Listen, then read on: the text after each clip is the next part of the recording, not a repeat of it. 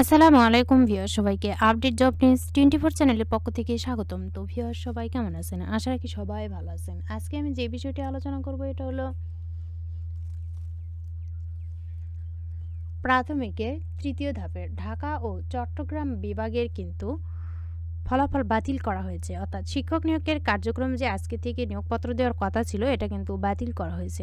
কী কারণে বাতিল করা হলো এ সম্পর্কে ভিডিওতে আমি বিস্তারিত বলে দেওয়ার চেষ্টা করব। তবে ভিডিওটি শুরু করার আগে আপনাদের কাছে একটা রিকোয়েস্ট থাকবে। আপনি যদি এই চ্যানেলে নতুন হয়ে থাকেন তাহলে প্লিজ সাবস্ক্রাইব করবেন এবং পাশে থাকা যে বেল আইকনটি রয়েছে তাতে অলে ক্লিক দিয়ে রাখবেন, যাতে আমি পরবর্তী ভিডিও আপলোড দেওয়ার সাথে সাথে সবার প্রথমে আপনার কাছে নোটিফিকেশন চলে যায়। এছাড়াও আমি আমার চ্যানেলে নতুন নতুন ভিডিও আপলোড দিয়ে রেখেছি, চাইলে দেখে নিতে পারেন। তো চলুন দেখি। সরকারি প্রাথমিক বিদ্যালয়ে তৃতীয় ধাপে শিক্ষক নিয়োগের কার্যক্রম স্থগিত। আপডেট 20 নভেম্বর 2024 প্রথম আলো পত্রিকায়। সরকারি প্রাথমিক বিদ্যালয়ে সহকারী শিক্ষক পদে তৃতীয় ধাপে ঢাকা ও চট্টগ্রাম বিভাগে নিয়োগের ক্ষেত্রে নিয়োগপত্র প্রদান সহ এ সংক্রান্ত সিদ্ধান্তের কার্যক্রম 6 মাসের জন্য স্থগিত করেছেন হাইকোর্ট। ওই নিয়োগ পরীক্ষার চূড়ান্ত ফলাফলে 6,531 জন উত্তীর্ণ হন। এক রিটের প্রাথমিক শুনানি নিয়ে বিচারপতি ফাতেমা নজিব ও বিচারপতি শিকদার মাহমুদুর রাজির সমন্বয়ে গঠিত হাইকোর্ট বেঞ্চ আজ মঙ্গলবার রুলসই আদেশ দেন।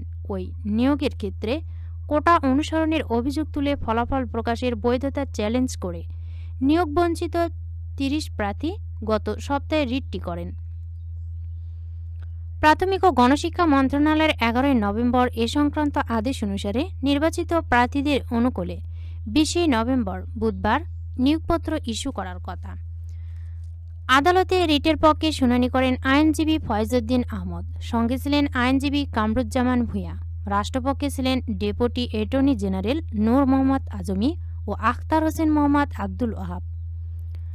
2023 সালের 14 জুন ওই নিয়োগ বিজ্ঞপ্তি প্রকাশ করা হয়। এরপর 6,531 জন প্রার্থীকে নির্বাচন করে গত 31 অক্টোবর নিয়োগ পরীক্ষার চূড়ান্ত ফলাফল প্রকাশ করা হয়।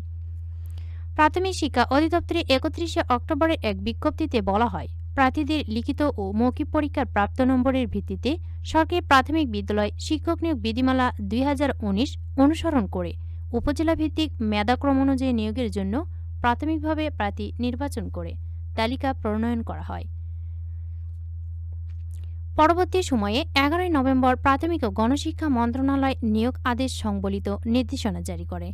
রুলে 31 অক্টোবর ফলাফলের বিজ্ঞপ্তি ও নিয়োগ বেশে 11 নভেম্বরের নির্দেশনায় সংবলিত স্মারক কেন আইনগত কর্তৃত্ব বহির্ভূত ঘোষণা করা হবে না তা জানতে চাওয়া হয়েছে। প্রাথমিক ও গণশিক্ষা মন্ত্রণালয়ের সচিব, মহাপরিচালক সহ বিবাদীদের রুলের জবাব দিতে বলা হয়েছে। আদেশের পর আইনজীবী ফয়জউদ্দিন আহমদ প্রথম আলোকে বলেন, জনপ্রশাসন মন্ত্রণালয়ের গত 23 জুলাই কোটা পদ্ধতি সংশোধনের পর একটি প্রজ্ঞাপন জারি করে। এতে বলা হয়, জনপ্রশাসন মন্ত্রণালয়ের 2018 সালের 4 অক্টোবরের জারি করা পরিপত্র সহ আগের এ সংক্রান্ত সব পরিপত্র বা প্রজ্ঞাপন বা আদেশ রহিত করা হলো। ফলে আগের কোনো আদেশ বহাল থাকছে না। অথচ ওই নিয়োগের ক্ষেত্রে সরকারি প্রাথমিক বিদ্যালয় শিক্ষক নিয়োগ বিধিমালা 2019 অনুসরণ করা হয়েছে। এ অনুসারে নারী কোটা 60%, পোষ্য কোটা 20%, 4% অন্যান্য কোটা ছিল, যে কারণে ওই রিটটি করা হয়। শুনানি নিয়ে হাইকোর্ট রুল দিয়ে নিয়োগের কার্যক্রম 6 মাসের জন্য স্থগিত করেছেন। ফলে আগামীকাল নিয়োগপত্র ইস্যু করা যাবে না। তো ভিউয়ার্স, আপনারা জানতে পারলেন যে এবার কিন্তু জুলাই যে কোটা পদ্ধতি সংশোধন করা হলো, এই কোটা পদ্ধতি বহাল রেখে কিন্তু এই নিয়োগটা দিতে পারে। যেহেতু এর আগে ছিল কিন্তু 60% নারী কোটা, পোষ্য কোটা 20%, এই কোটাগুলো কিন্তু বাতিল হতে পারে। জুলাইয়ের কোটা পদ্ধতি অনুসরণ করে হয়তোবা এই ফলাফল প্রকাশ করা হতে পারে।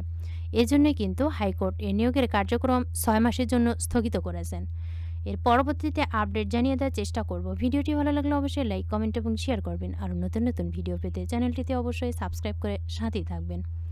এতক্ষণ ধৈর্য সহকারে ভিডিওটি দেখার জন্য সবাইকে ধন্যবাদ। সবাই ভালো থাকবেন, সুস্থ থাকবেন। আবারও দেখা হবে নতুন কোনো ভিডিওতে। আজকের মতো এ পর্যন্তই। আসসালামু আলাইকুম।